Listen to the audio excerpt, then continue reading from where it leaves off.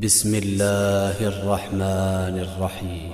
والشمس وضحاها والقمر إذا تلاها والنهار إذا جلاها والليل إذا يغشاها والسماء وما بناها والأرض وما طحاها ونفس وما سواها فألهمها فجورها وتقواها قد أفلح من زكاها وقد خاب من دساها كذبت ثمود بطغواها إذ انبعث أشقاها فقال لهم رسول الله ناقة الله وسقياها فكذبوه فعقروها فدمدم عليهم ربهم بذنبهم فسواها ولا يخاف عقباها.